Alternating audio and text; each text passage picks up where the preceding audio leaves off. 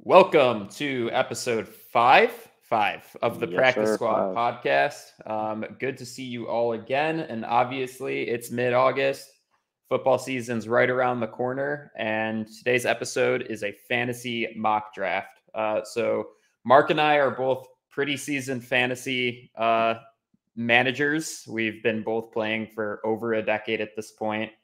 So I think like as we go through this mock draft, we just kind of want to talk about our logic, talk about certain players that we're either high on or not so high on, and stuff like that. One thing before we get rolling, I just want to remind everybody that we are doing a survivor pool for the NFL season. This is our stab at trying to get a bunch of people together for a fantasy type league without, capping the amount of people that can participate. So again, our goal for this is to get 40 plus people. Part of the proceeds are going to be donated to charity. And in general, I think it's going to be a blast. Just hit up Mark or I or the Practice Squad podcast social media in order to get involved. Mark, how you been, man? I've been good, John. It was quite the introduction there. I cannot be more excited that football season's right around the corner. Started getting into coaching again, fully in the groove. Watched Hard Knocks last week, and I watched it again after filming this episode, just in a couple hours, I think it comes out. I'm fired up, man. It's the best time of the year. A lot of excitement, a lot of questions. There's a lot of buzz about different players, different teams, and shortly we'll find out if the buzz is good buzz or if it was wrongful buzz. And obviously, like the Saints are my team at this point, but I got to be honest, I don't know if my heart can take the Lions not making this era work. At least like to the level of like, making the playoffs and at least just, being in the conversation because man, if Dan Campbell isn't the guy to actually bring a winning culture into that organization. Then who is, man? Exactly. And look, I'm I'll, not saying he's the greatest football coach in the world, but I'm saying he's got his guys bought in and he obviously cares and is putting his all into it. And I just don't think you're going to get guys like that working on a team that, doesn't really deserve guys like that at the end of the day. So I tell you what, people that are watching the Lions, watching them on Hard Knocks, just kind of following along and seeing this development of going from just a terrible team to what some are saying is in the right direction. It's hard not to like them and it's hard not to root for them. I'll say this, I'm getting a little nervous as a Lions fan myself. We're starting to raise the bar of standard of what we expect, and I am scared for a massive letdown. We are setting ourselves up for an absolute massive letdown if we don't live up to these. I don't know where the expectations are coming from. It just is all hype to me. We haven't done anything to prove that we deserve it. But, I don't know. Lions fans are crazy and they believe that this is our year to kind of start to turn things around. We'll find out soon enough. But it just seems to me like this is going to be an ultimate year for letdown if things don't go well. Like Lions fans are used to losing. And it just seems like this year people aren't expecting to lose for the first time in a long time. And it kind of worries me as a fan. Like I'm not getting trust my me, hopes up. I've taken notice of that as well, where I'm like, wow, like there is so much hype behind a team that won 3 games last year. And I get it. Like I get why. I get why all these people are buying in. All these people who aren't even Lions fans are like, "Oh man, these Lions next year, they might be something."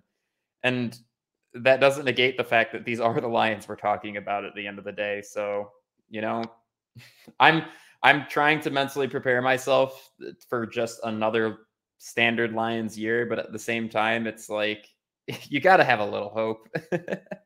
John, just a quick question too for you for before this mock draft gets going, and it's something I always every year look at. I mean, they shortened the preseason to 3 games now; it used to be 4. But what's your opinion on some of these starters that are obvious starters, veteran guys, or guys that are paid a lot of money, high value guys that are playing in these meaningless games? You see Zach Wilson have the injury, have a few other guys go down. It's good for them obviously to practice in a game scenario like that, but at what point does it just become a only guys that are trying to make the team play? Because you see some guys stay out in street clothes, you see some guys, playing even though they're veterans that are guaranteed to start. It doesn't make sense to me. I'll see what you have to say about it. To me, if your starters are so fragile that they can't handle a single drive in a preseason game, like I don't know, man. It's football, and I get that it's such a physical sport, and you want to protect these guys whose bodies are literally worth several $1 million, and and one injury can change your whole career. One injury can change what your contract looks like the next year. All of that stuff.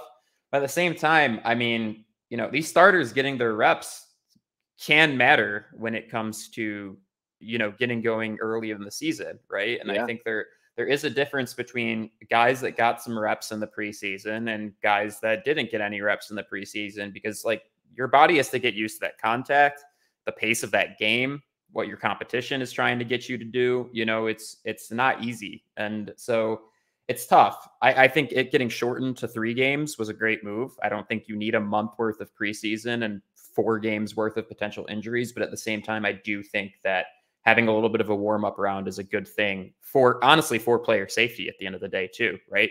Kind of getting them used to what that feels like before actually, doing it for an entire 60 minutes for 17 weeks straight. Dude, I That's couldn't kind of agree. my 2 cents. I couldn't agree more, man. I couldn't agree more.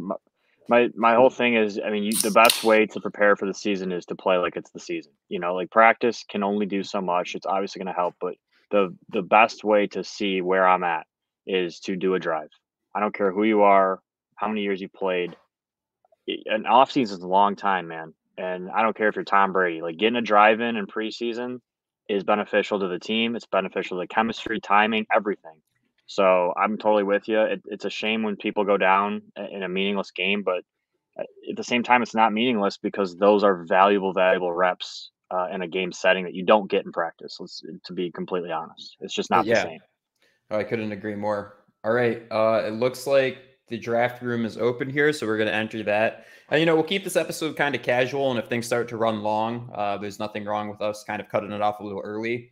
Again, we just kind of want to explain our draft logic here. For those that aren't aware, this is a 10-team mock draft that we are doing for a PPR league, right? So for me personally, with this first pick, I usually look for running backs that are capable of receiving catches, right? That's kind of the main thing that I look for. And the reason why is because the talent drop off and running backs and tight ends happens very quickly, while the wide receiver position is a little bit more deep. You can kind of get away with taking players later in the draft. So personally, that's my logic. Mark, I'm interested to hear your thoughts on that and if you have a similar strategy. That's what I've done historically, John. I've done okay doing that. There's nothing wrong with that strategy. What I'm thinking about doing this year, and I did something similar last year, is I drafted. I kept an eye on, depending on what pick I have. Obviously, if I'm one of the top three, I'll probably take a running back. But if I'm after that top three, like if I'm in the 4, 5, 6 range, like in this mock draft, it looks like I have the fifth pick.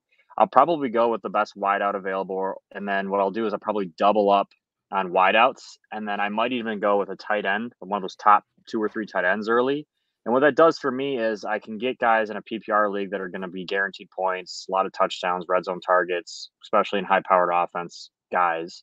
But what it also does is gives me trade value. So running backs are harder to find, and they're also harder to predict. Receivers usually are a little more safe, and the top receivers usually perform. Running backs can, like Christian McCaffrey, are always ranked high. Sometimes don't perform. Derrick Henry, Delvin Cook, guys like that. They're usually estimated to perform really well, and then sometimes they have down years or get injured. So what I like to do is get those receivers, then throughout the year trade and get value for running backs, and then hopefully find some, on the edge running backs that are able to hold me up long enough to get those trades done and see where I'm at. But I like to just kind of see how the season goes and then kind of use my picks as value. Just seems like a safer thing for me for longevity of the season. Sure. And I think the context of the team matters too. I think, like, for starters, that's a huge reason why Jonathan Taylor's like way up there, is because like there's a lot of question marks on what their receiver core looks like, but there's not so many question marks on their offensive line and Jonathan Taylor himself, right? It's the same reason why Alvin Kamara was so high last year. The Saints didn't really have a great receiving core, and the entire offense was getting fed through AK, literally. Yeah. Yeah. So, that kind of context matters a lot too. Is Derrick Henry a better running back than both of those guys? Arguably, I'd say so. But as far as like the fantasy points, they might not be the safest pick necessarily. Yeah. Little sound effect there, the ESPN. Oh yeah. For whatever reason, I didn't hear that though. It's weird. think you can mute it somewhere. Oh yeah, I you just can. yeah, it's the top. I muted it. But I'll tell you what, Jonathan Taylor first, Christian McCaffrey second. Risky. Christian McCaffrey going second overall. I mean, hope it pays off for him. I learned my lesson last year. Yeah, no, I will never draft Christian McCaffrey. Straight up. I've never seen after his first season, I always thought that was a risky pick, and I am shocked that year after year after year, people are willing to take that risk. Like it's crazy to So me. It really is. so this is your pick here, John. Your pick 4. Yep. And it's tough. I'm probably going to go Austin Eckler. Same logic, right? He's an incredible athlete. He has great hands. They utilize him in a lot of different ways. I think that his fantasy output's going to be just fine. Yeah, you can't go wrong with that. I'm gonna do what I thought I would do here. Derrick Henry's on the board. He's tempting, but with health questions, and I don't think the Titans will be the same. I'm gonna go with Justin Jefferson. I think he's the top receiver in fantasy this year. The Vikings' new coaching staff, a lot of buzz around them that they're going to be throwing the ball a lot with Kirk Cousins and Adam Thielen and Jefferson. So I'm excited to see how they use him this year. I think he takes another step forward, and he's just going to be an absolute nightmare for defenses to prepare for. Yeah, and I think that's a great pick. And he was right there underneath Eckler, and I was definitely thinking about him over Eckler for a second. The 30 seconds that I had to make a decision Yeah. there. Yeah. I mean, he's going to get targets. He's going to have he's a long ball threat. He gets all the underneath stuff. He lines up in the slot, plays out wide. They use him in motion to kind of create mismatches all the time. He's really, really a consistent, going to get the ball guy, and then he's great after the catch. So Right. I can't, I don't think there's anything wrong with obviously first round. It's easy, right? Both of our picks can't really complain about. And then it's these second, third, fourth rounds where people will start to have some debate about. Yeah, I mean, at what point in your draft do you tend to look for a quarterback? I wait. I think that the quarterback position is not important in fantasy. I mean, it just isn't. I mean, there's so many. I mean, there's 15, 16 quarterbacks that realistically will average close to the same amount of points. And there's like a top, again, like any other position, 2 or 3 guys that'll, do something for you. But for me, quarterback, I'm not looking till probably the 6th round earliest. And Yeah, because I'm you're right. Every guy in PPR will, do 20 to 25 points usually, Yeah, and and like every that's now about and then you'll get everybody. an anomaly happen where they drop a 40-point crazy game or they'll have a dud, right? But like for the most part, if you get an average to above average quarterback, you'll be fine in fantasy. It's how you build around them. I always would go Right. tight end before. So let's see who we Yep, you got got a here. pick here. Yeah, I'm looking here. The receivers kind of started to get eaten up there, as you guys can see there. Yeah, and Um, Kamara just got off the board a little bit earlier than I expected to, which is a bummer. yeah, I was hoping to get, like a Devonte Adams would slide to me, but what I'm probably going to do is I'll probably take an RB, which goes against what my plan was. But Mixon's a stud. I can't believe he's still on the board, honestly, at 15. Um, so I'm going to have to take him. I figured that he would be gone. And now, if you honestly, he was the last running back that I would legitimately take in the first 2 rounds on the whole board. I mean, you look at the board right now that's left. There's no running backs here that I would have Mhm. taken if he was gone. I would have went to another receiver for sure. So here I would generally move for Andrews or Kelsey because they're both on the board. Um, and instead, I'm thinking, look, they just paid Tyreek a huge bag. I think they intend on using him. That's pretty much influencing my decision to take him here. And I'm just going to hope that there's still value available at the tight end for my next pick, probably. Yep. So what I like to do too is you can see on the big board, if you're watching this on YouTube, you can see they have Keenan Allen. He's like the 9th or 10th guy on the board right now. Still, my eyes are on him and Kelsey, and I'm hoping that one of them is still there in 6 picks. Kelsey just gets taken, of course, when I say that. But as you can see, Keenan Allen starts to move up as those guys get picked. Keenan Allen's who I've circled, and that's what I'll do is I'm drafting. I have someone that I know I want to pick, and I always have a plan B guy as well. So if Keenan Allen for some reason gets taken in these next 5 picks before I'm up, I have my eyes on probably another running back, one of those average ones, and then there's some receiver down here below that I would probably take um, in consideration with some of those running backs as well. So Right. I keep my eye on that.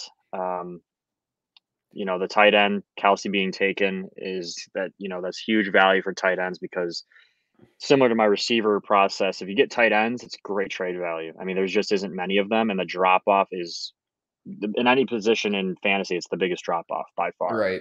I mean, we just lost Kelsey and Andrews, and Yep. now that's it, right? Like the tight end position gets real weird after that. So Yes.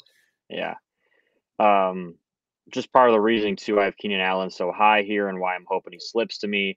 I think the Chargers take a huge step forward with Justin Herbert and that offense. It's going to be high powered. They're going to, and there goes Keenan Allen, of course, but they're going to sling the ball around, and he's going to get way more targets. He's going to be used like a Justin Jefferson, I think, with motion and lining up outside and inside and getting mismatches, red zone targets, deep balls. Like he's going to be used like that this year. He's a guy I'm very high on.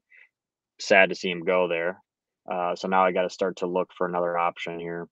yeah, I feel like neither of us are really getting too lucky with certain guys falling to us right now, but it could also No, be because I'm bad at draft math and I'm thinking I have a little more wiggle room than I'm actually ending up with right now. yeah, no, absolutely. Um, yeah, I mean, I got my eyes on my next couple guys here. I'm looking. I'm going to avoid Saquon Barkley. Aaron Jones there just got picked. I don't think that's a good pick. He's going to split time with um, Dillon there in Green Bay. He's going to have a lot of red zone rushes taken from him. I don't think that's a solid pick. He also has been injury prone the last couple of years. Javonte Williams, I do think, is a sleeper guy in Denver. He shares time with a couple guys, but I think he'll really be the RB1 there and take control, and he'll get the vast majority of the carries and passes out of the backfield.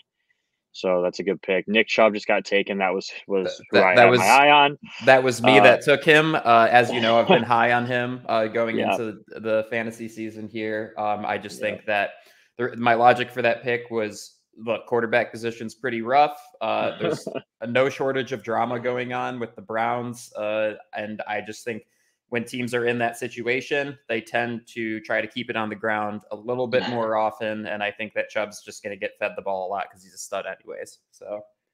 Yeah, that sucks that you and I had the same thought. I'm gonna have to go running back again here, and I'm looking. I don't like James Conner. I think I'm gonna go Cam Akers. I think they're gonna use him much more than they used him last year. I think he's gonna be a clear lead back for them, and I think the Rams will run the ball more than they did last year.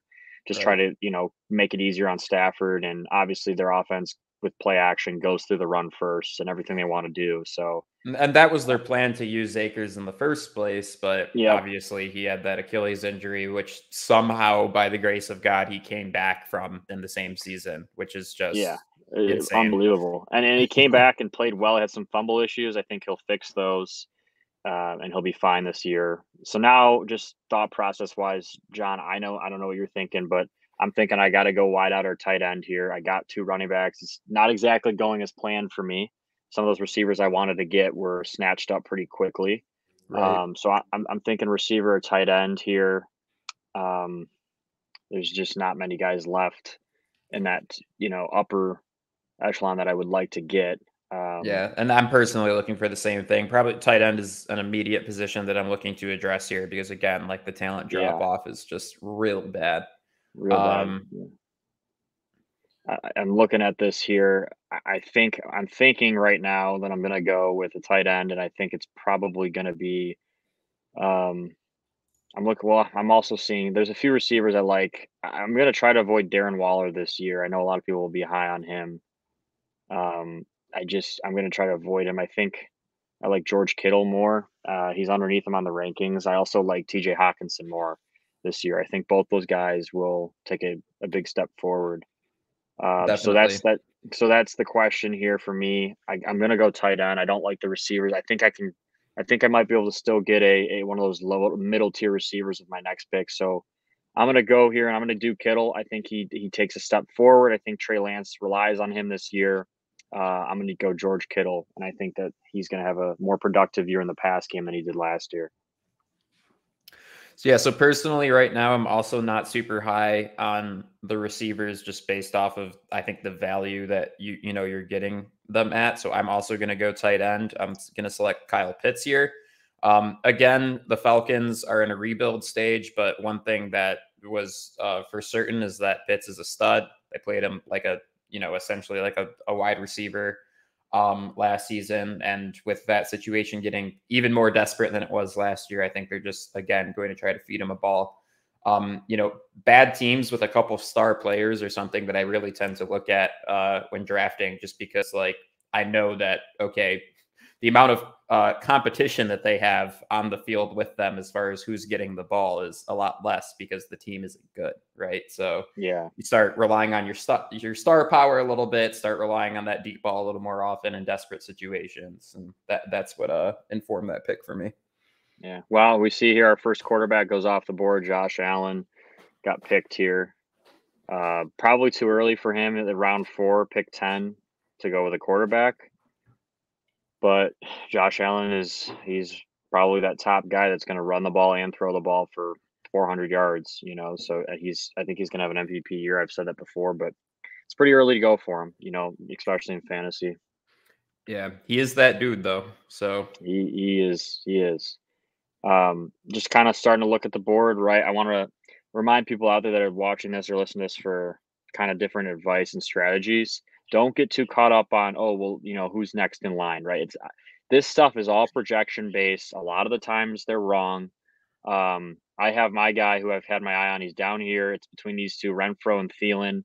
I'm thinking about both of them. They're both going to have a ton of targets, line up in the slot. I'm thinking maybe Thielen but you know, I have Jefferson already though is the sure. problem, right? So they're going to split obviously their targets, which is why it makes me think I want to go Renfro.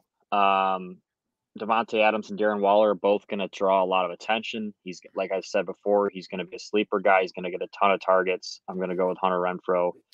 I think it's a great pick. Yeah. And I just went with Michael Thomas. I think he's going to have a crazy comeback season. You know, I think one thing that plays into that is the fact that it's going to be a contract year for him, and he just spent 2 years off. He's going to be very motivated to have a lot of production this year.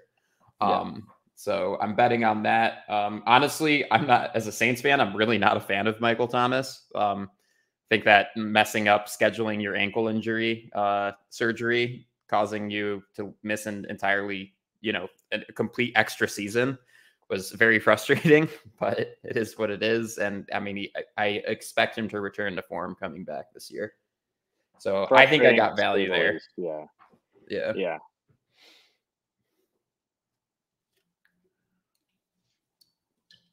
So again, this next pick, I have my 2 running backs, I have my tight end, I have my receivers. This is where it starts to become a question, right? Like my core value guys are picked. It's coming down to my flex, right? Do I go receiver? Do I go running back? Do I go another tight end? And then the question becomes when do you go quarterback? So for me, I'm not even thinking quarterback with this pick. There's a lot of value guys on the board still that could very much be meaningful starters. And if this pick, honestly, with whoever I get, could be better than the guys I've already picked down the road this year.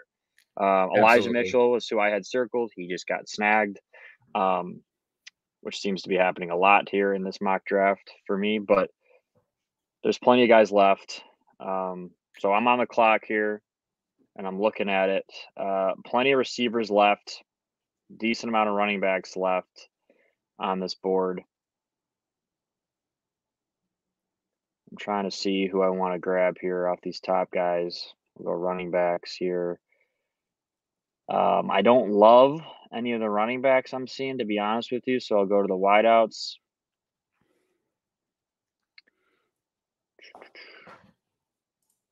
You know who I'm liking, and this people might call me crazy all they want. Allen Lazard is right here, and he's going to be the first receiver in Green Bay with Aaron Rodgers, and I'm going to take that because he's going to get so many targets. He's going to replace Devontae Adams in that system. He's obviously no Devontae Adams, but he takes a huge step in terms of targets, in terms of how Rodgers values him in that offense, and I think we're going to see Allen Lazard become a different player than we're used to seeing. Risky there, yes, and I'm sure I'll get hate for it, but we'll see how that pans out this season. So I got Amon-Ra up here that I was, you know, I had my eye on, but I think it's too early for him. I just think there's too much uncertainty. So I'm actually going to go with Allen Robinson. I think if they use him similar to how they used Odell, he just has a lot of touchdown potential. That kind of sounds like how they do plan on using him. Again, like with Amon-Ra, like I mean, he's a great receiver. He had an awesome season last season, but there's a lot more competition in that wide receiver room than there was last season. And for Yeah. that reason, I think the ball's going to get spread around quite a bit more. Right, DJ Chark, Hawkinson obviously is going to be back and healthy, and then you obviously have Williamson as well. So, which he probably won't come back till mid-season, but that's still something you got to consider. Yeah.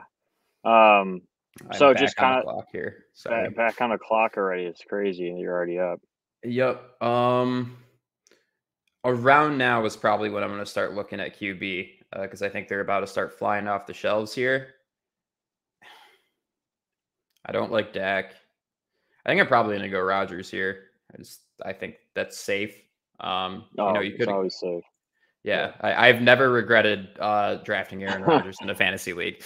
Yeah, I mean, it's so funny. So I'm seeing here, I don't love the receivers on the board, but I do like some of the tight ends that have hung around, believe it or not. And my question here and my strategy thought, I have TJ Hawkinson, who I love, here as the second tight end left. And then down here, about 6 or 7 picks below that on the tight end board is Dawson Knox, who I've been very high on. Right. So what I'm thinking here is I think I'm going to go with TJ Hawkinson. I just think he gets more targets. He's probably an overall better player. I can't believe he's still on the board. So there goes my second tight end, who I can use as a flex as well. I think he's gonna put up points like he's a receiver this year. Not a bad backup tight end, and again, trade value. Definitely. And for similar reasons, I'm actually eyeing Dalton Schultz right now, assuming he falls that far, but I don't think he will because there are now 5 people auto drafting. Yep. So on that alone, he's probably going to get scooped up here.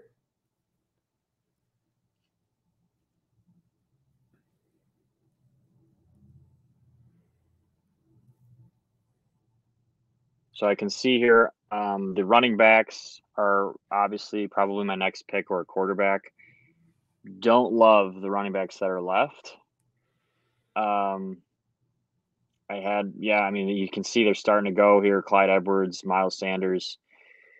I'm on the clock here. So the question becomes, do I go quarterback or running back for me? That's the question. I look at these running backs. I don't see anyone right now that's standing out to me as a player that I would want to grab at this point in the draft. So I'm going to check on the quarterbacks and see how we look there. Kyler's still alive. He's got rushing numbers, right? There's a lot of good quarterbacks left on this board. Yeah, I think I'm going to do Kyler Murray just because of the rushing component, and I think he just got paid and he comes back better than last year. So right now I'm looking for probably either a wide receiver to take a chance on or a backup tight end. I think a lot of the backup tight ends are, it's probably going to be all of the same value when my next pick rolls around. And I'm actually going to take a chance on, if I can find him again, Garrett Wilson.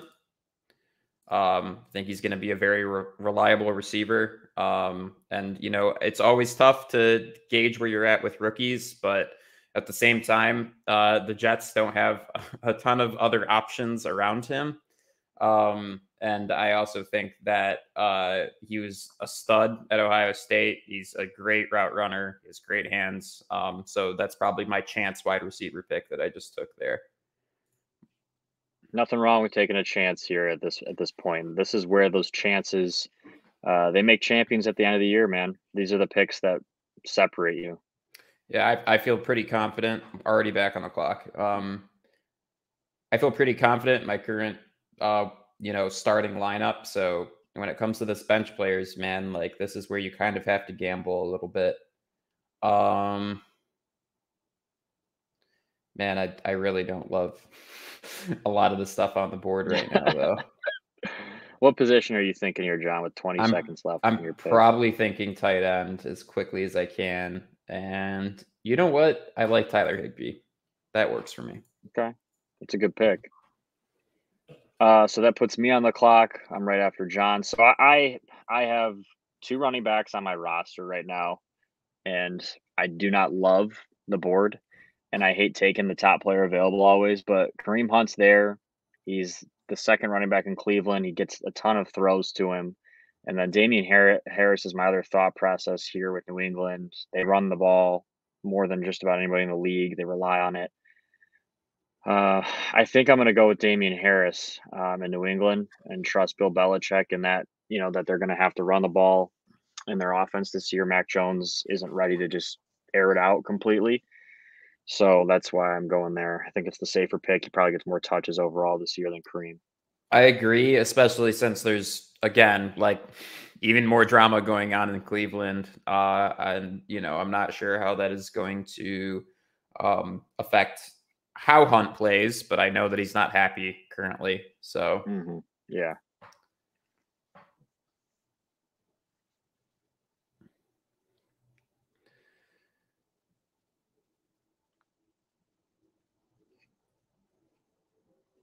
It's tough. I mean, I don't want to load up on rookies, but I also think that Kenneth Walker is going to get quite a lot of handoffs this season, and I think that he's going to be effective very early. So that's kind of who I have my eye on going into this pick here.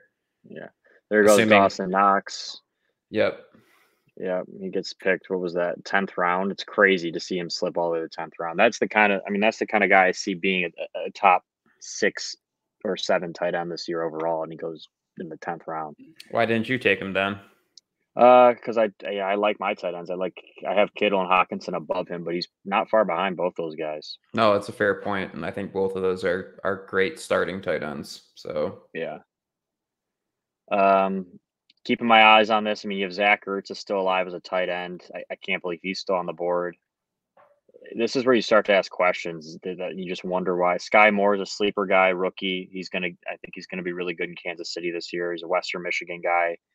Played against him a few times in college. He's electric, and he's gonna play that similar role as Tyreek. He's no Tyreek Hill, but he's gonna play that similar slot role with speed and a deep threat always.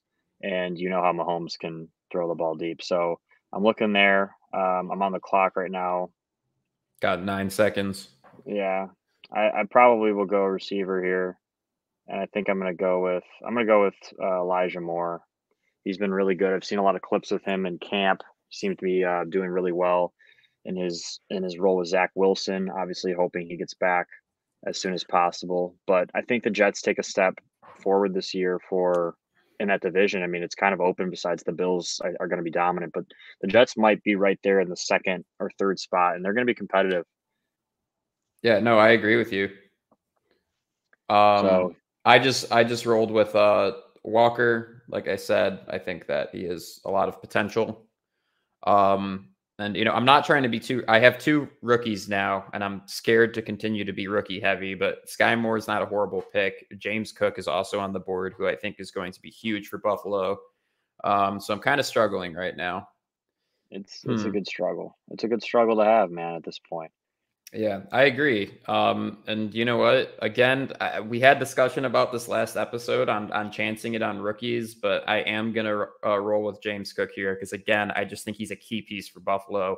There's no way that he isn't utilized because your other option is your quarterback in that system. And I think they're going to try to cut back a little bit on, having Allen carry the ball. Because, again, he is the most valuable asset to that team who currently has Super Bowl hopes this season. Sure. It's a great pick. It's respectable. I'm looking at the running backs here, none of which I'm super confident about. But I feel like that's the position I got to take. And I'm going to go with Tony Pollard. I think, I honestly think that he plays better in moments than Ezekiel Elliott does. And I agree. Think that the Cowboys are stubborn because they paid Zeke, that they don't want to admit that maybe the better back is their number 2 guy. So I'm hoping eventually that becomes, obvious and they start to utilize him more. And you just kind of have to eat the money with Zeke. I mean, Tony Pollard just plays with more pace. He's better out of the backfield. He seems to be more explosive. I completely agree. I would have gone with him or maybe Gordon there just because I think he's always very reliable. I've had him as kind of that, RB3 like flex in a couple of leagues, and I didn't necessarily regret it.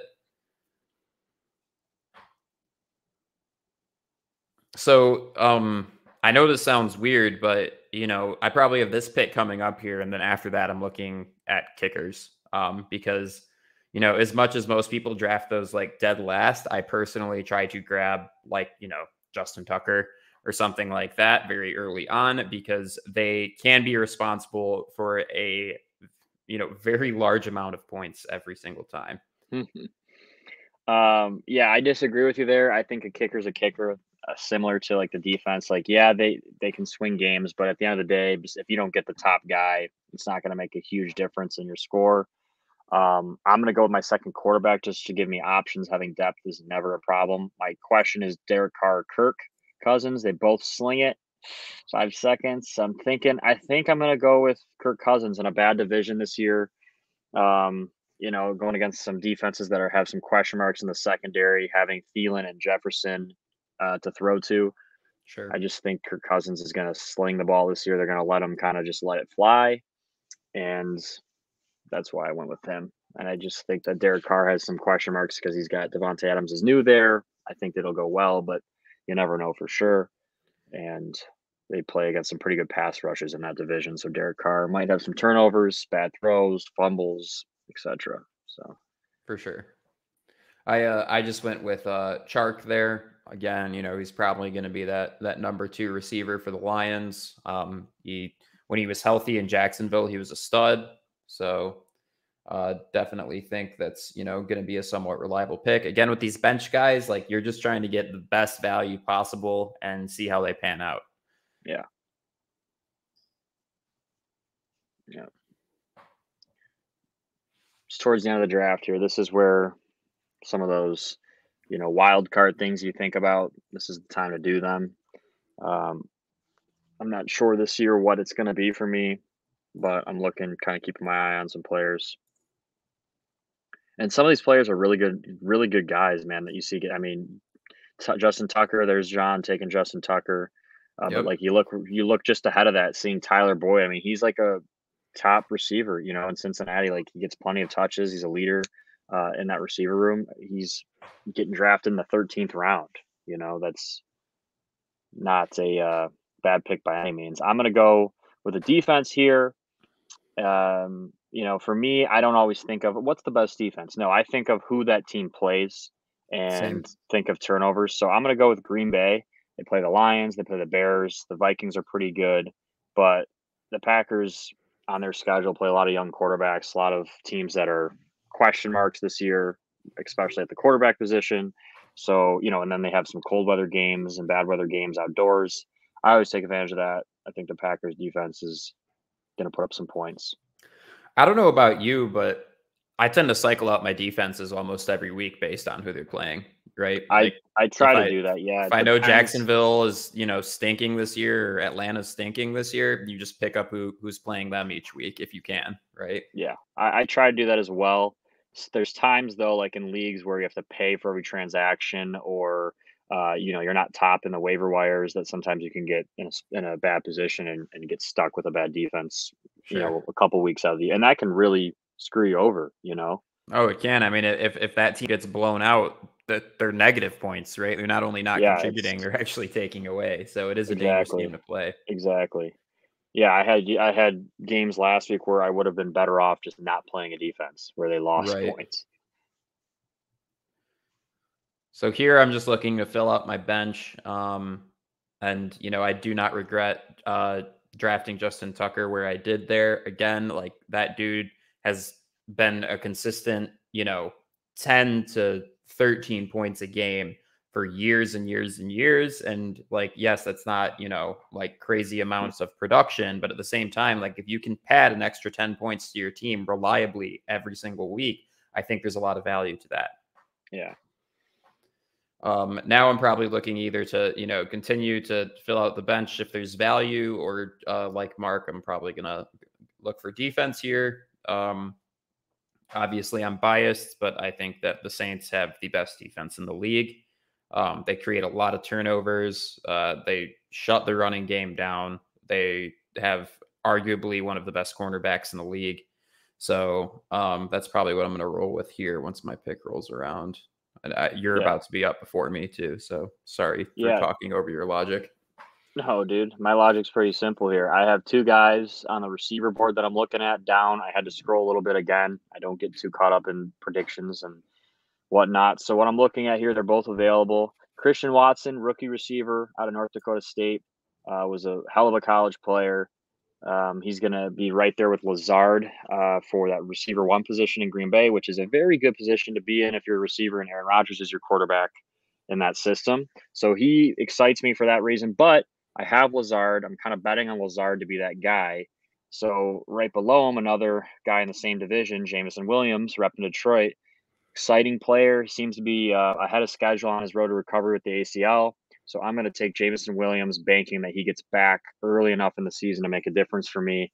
And I think he's a home run hitter type guy that can just have an explosive game at any moment, can go the distance. So why not take the risk, right? We're in round 14. And I mean, I'm not sure he has like true Tyreek speed, but like it's a stone's throw away from that. And I think he can take the top off of just about any defense at the NFL level. The dude's a touchdown waiting to happen all the time. So, you know, once he's back and healthy, like he really can pan out for you. And like, you know, if he's got bad matchups and is playing against bad corners, like look out, man. Like that dude can break free at any time. I am back on the clock here. I'm probably going to go with MVS here, just because I think he is going to get a decent amount of looks at KC. Obviously, he's competing with a lot of other talent, but at the same time, you know, they picked him up for a reason. I think they're looking for just that, you know, reliable guy to fill in the gaps. Probably just going to be like a decent bench player to keep on the roster. Yeah. He's another similar to Williams, like a home run guy. He's going to have some weeks where he gets you 0 points, but he's going to have some weeks where he gets you 30. Like he is explosive. He's a deep ball threat all the time. Great speed down the field. And in that offense, anyone that can go vertical in that Chiefs offense with Mahomes throwing it is a weapon to have on your fantasy roster because you never know who's going to hit. Absolutely. Oh, I'm on the clock. Kind of didn't realize that. Don't ever do that. You have 5 seconds. Yeah, I'm going to draft Harrison Butker from the Chiefs. I know we've seen Reed is kicking for them a little bit and taking some of his thunder, but at the end of the day, I always go for kickers that have high scoring offenses that play in a competitive division that will have meaningful field goals, a lot of extra points, high scoring, you know, primetime games, those guys. For me, it's just always been about seeing the kicker get plenty of opportunities throughout the year. And, you know, every time that they're on the field is a chance for points. So the extra points add up. Obviously, the Chiefs score a lot of points. And then, you know, they're going to have some meaningful games that could go to overtime, stuff like that. For my last pick here, you know, you can always look for continued value at wide receiver or running back, but I'm going to draft Jameis Winston as my backup quarterback. Actually, you're on the clock, Mark. I'm on the clock here. Okay, yes. I'm gonna go receiver here. We'll see what happens, but I'm gonna go with Odell Beckham Jr. I don't know what team he's gonna be on. I don't know if he's gonna be healthy. But when you have the last pick of your draft, why not take someone that could, if things go, you know, well for him, could end up being a top receiver like he was last year. I mean, if you had him in fantasy towards the end of the year, absolutely changed the direction of where your team was going. Absolutely. I mean, he was a stud. And I picked Jameis there just because he was actually putting up great fantasy points prior to his injury, throwing to nobody, essentially, on the Saints. That entire receiving core is re-energized. I think just the receiving talent alone that he's going to be throwing to, there's decent potential that he could, you know, put up fantasy points that compete with Rodgers. So I think that there's value at that. And the draft is complete. Cool. I think we can take a second here and look at what our final rosters are. So starting roster for me, I have Aaron Rodgers, Eckler, Chubb, Tyreek Hill, Thomas, Pitts, Robinson, Saints defense, and then Justin Tucker. That's my starting lineup. Bench players, Wilson, Higbee, Walker, Cook, Chark, Valdez-Scantling, and Jameis Winston. Take a look. Not a bad team, dude. Not a bad team. It always looks good right at first glance. For me, I'll read my team here, and then we'll kind of compare and talk about the teams. I have Kyler Murray at quarterback. Mixon and Akers are my starting running backs. I have Justin Jefferson and Hunter Renfrow at receiver. George Kittle at tight end. My flex is probably going to be Alan Lazard or TJ Hawkinson. Defense, Packers. And then on my kickers, Harrison Butker. My bench players here are Damian Harris, Christian Kirk, Pollard, Cousins is my backup Q, Jameson Williams, and then Odell Beckham Jr. Both question marks, both injured. But even if I get one of those guys back to play meaningful games early enough in the season, could easily be slipped into my flex or starting positions. A lot of risk on my roster for sure, but I'm pleased with who I have. I think you leveraged your risk in different ways, right? Like you took risks on drafting players that are injured, and you don't necessarily know exactly how they're going to pan out once they're back, but they could be huge. And I also think that you draft your receiver core really well. I think that Jefferson and Renfrow and Lazard together make a really phenomenal receiving core overall. I personally say I have the upper hand as far as my running back core goes. Again, I made a point of investing in that very early. I decided to take chances with rookies. We'll have to see how those pan out. But at the same time, I think that overall, I probably had the better running back core. You had the better receiver core. Just first glance here. No doubt, dude. No doubt. I'd say I probably have you beat at tight end just with having both those guys to pick from, Kittle and Hawkinson for me. Definitely stronger than Pitts and Higbee for sure. Yeah, definitely there. Our bench I would say is pretty even. I'd say that you have safer picks on your bench. Mine are a little riskier. I think my upside is probably higher though, but again, big question mark with Odell, Jameson Williams. Like, who knows, right? I mean, he could come back and not be the same player that he was. ACL injuries, you never know. But I mean, both teams would compete. I think both teams would be solid throughout the year, barring injuries and stuff like that. But that's kind of a look at how a mock draft looks. And that's two people that have done fantasy football for many years kind of going at it. Now, I think a key thing is me and John both had plans going into that, and his was different than mine.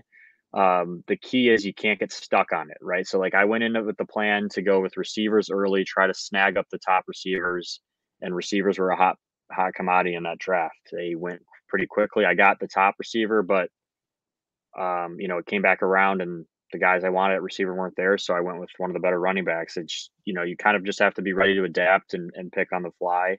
And you can't just, if your plan falls apart, you got to have the ability to kind of adapt as you go throughout a draft because it happens fast. Guys disappear. You can't get caught up on one or two guys. You have to be ready and know, you need to be thinking rounds ahead. You need to keep your eye on guys like, a quarterback that you like, that you think you can get later. Keep an eye on him, right? See how he's climbing up the board.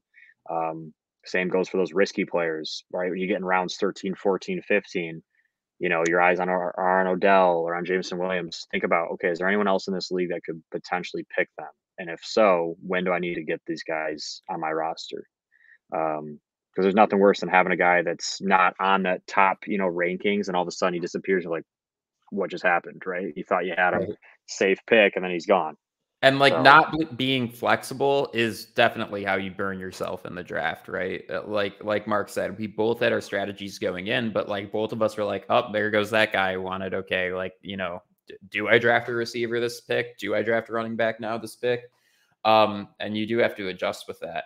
And I think the other thing too is I don't know about you, I tend to be pretty aggressive with trying to make trades within the first 2 or 3 weeks of the season. I don't really like to play that game mid-season. People get a little bit more stuck to certain players that they like, and usually it just becomes a lot more of a mess to try to negotiate for trades.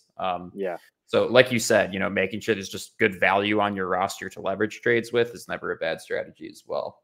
And keep in mind who you're playing with too. Some people just aren't smart, man. Take advantage of the dummies. Okay, rule number 1. Rule number 2, right? Know what positions have value.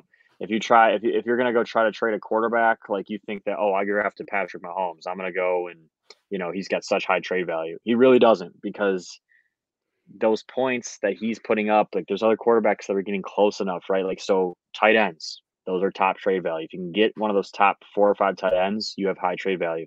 If you get a top tier running back or receiver, has trade value, right? Um, you got to know what has trade value and what doesn't. If you try to trade some of those bench players and think you're gonna, trade two bench players and get, one of the top tier running backs, it's not gonna happen. You got to be, understand down the road what it's gonna be like. And drafting guys that'll give you value is going to be good to trade early. Like John said, trading early is great. Watch some of the first few weeks, see how offenses are using different guys, and you have a good idea if that guy's going to be good throughout the year or if he just has a really good week one. And the other thing too is keep an eye on the players you have on your team. If you have guys on your bench that are hot early on, keep an eye on it and see, are they going to stay hot? Because if they're not, trade them while they're hot. Trade them while their value is high, and then as they kind of decrease and like teams start to figure them out, like last year, Darren Waller, first game, had a really, really good game, 20 catches, looked like he was going to be the top tight end. I was able to trade him in like week 4 or 5 because he started to fall off a little bit, but he was still like, hey, his potential is so high. I traded him, got great value for him, and he didn't do anything the rest of the year. He had injuries, didn't get as many targets. He never had a game like he did in week 1. Right. So know how to do that, right? Know how to trade, when to trade. And on that note of hot bench players, right, I'm going to bring in some finance advice, right? In the same way that you're never supposed to chase a trade, you should never chase a bench player that's running hot, right? Just because they put up 20 points last week and they sat on your bench and you're salty about it doesn't mean on that basis alone that they should now be your flex player, right? Yes. You need to look at who they're playing. You need to look at how they were utilized when they put up those 20 points, who they were playing when they put up those 20 points, what the context of the game was.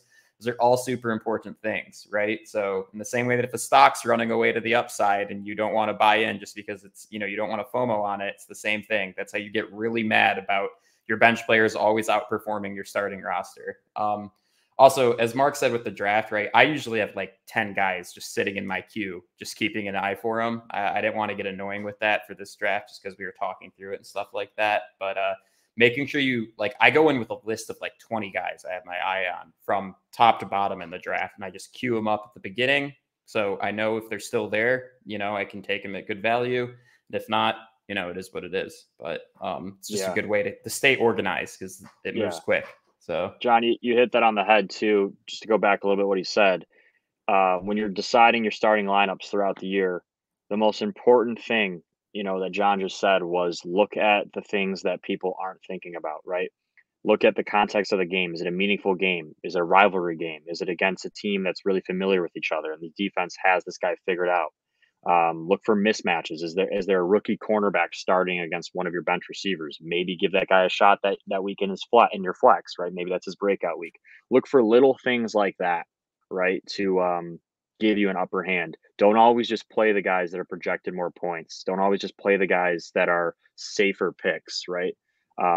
Because that sometimes works, but sometimes that's when you catch yourself having regret and seeing, oh, well, I should have played this guy because he played against a bad defense and he's always does good against this team. He plays them twice a year, and I just chose to do this other guy because he was supposed to get more. right. Don't catch yourself doing that, right? Keep an eye on matchups, stay active with your team and how they're using your players and who they're going against, stuff like that. One final conversation piece for you before we wrap up here.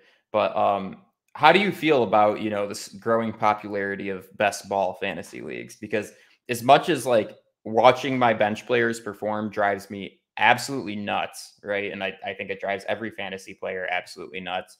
I think it is a part of the art of playing fantasy football is knowing at what points your bench players are going to have bigger games than your starters and at which points they aren't, especially when it comes to like managing bye weeks. And I don't know, like personally, I think the growing popularity of best ball leagues where they just play whoever performs best each week automatically, like kind of defeats the purpose of the game. Because like you can have a loaded, anybody can have a roster that puts up a lot of points, and that just kind of defeats the purpose, I think, to a certain degree. I don't like it. Yeah, I don't like best ball. It takes away control of the management of the team, which is like why people got into fantasy in the first place. Um, just kind of having all your entire roster and just taking whoever gets the most points, like kind of defeats the purpose of strategy, and like it kind of defeats trade value. It defeats the importance of having, it defeats the risky players. Like I wouldn't, if it was the best ball, I would have never picked Jameson Williams or Odell. And like, there's no fun in that, right? Because if I pick those two guys and people laugh at me and then Odell gets, trade to the Packers and is the receiver one in week 11 and he ends up winning me that fantasy championship, I look like a genius, right? Like, and I can go laugh at the people who laughed at me. But if it's just best ball, like it kind of defeats the purpose of doing anything like that. And I don't see the fun in it. I mean, it's easier, it's less stressful, and probably have less regretful moments. But I mean, what's the fun if there's no risk? The whole point of fantasy Right. is to like, talk trash, work strategy, work trades, work all that stuff. And there's no point in doing that in best ball. Yeah, no, I completely agree. It completely settles on, how you draft, which is fine, I guess, but I definitely kind of struggle with like what's the point, because like driving the people that you're competing against nuts because, they did leave a good player on their bench during a week that you played them or something like that. Like that's part of Yeah, the spirit of the it's part competition of of what it fantasy. is. Yeah, And and exactly. and what I like too is like there's people that are lazy fantasy players. I know plenty of them that'll like they won't change their lineup and they'll have guys injured on their starting lineup or they'll have guys on bye week. And it's like those guys deserve to lose. Like if you're not going to adjust your team lineup, like you deserve to take the loss that week. And there's a chance that they win by not even caring, or not even Right. trying or not even looking at their fantasy app. So it Yeah. rewards Go the whole laziness. season without setting your Yeah, lineup one time and then not winning. one time, and That then you just can win. It's sounds so silly. stupid because they had a good draft in August. Like that's the dumbest thing ever. So Right. yeah, But I don't know. I guess we'll keep an eye on how that continues because Underdog Fantasy, which is like the ones who have really been pushing for the best ball stuff. I mean, they just got a massive investment. I'm forgetting who invested in them, but like multi-million-dollar investment. They're expanding like crazy. It's growing in popularity, and I'm just like, what's the point? Um, but anyways, I think we'll wrap it up there. Again, reminder that we are doing a survivor pool. Again, if you would like to join, feel free to message Mark or I or the Practice Squad Pod Instagram. We will get you set up with a link and make sure that you're in the league. So, Mark, any closing remarks before we head out here? no man, just excited every time we do an episode. It's just we're closer and closer to the season. This I thought was an awesome fantasy episode. I'm sure there's gonna be all kinds of debate and hate that we get for our picks, especially mine. Um, but we look forward to hearing feedback and strategy differences and all that kind of stuff. So the feedback is what we love to see, and we build on it, as we move forward. So Yeah, anything we get absolutely. is great. And we're hoping to have some guests during the regular season and stuff like that. So it'll be a lot of fun. All right. Hard Knocks is in about an hour. I think I'm going to Yep. rewatch the first episode to get all fired up for it. And Mark, I will see you in a week or two. Yeah, sounds good, man. All right. Catch you later, buddy. Thanks.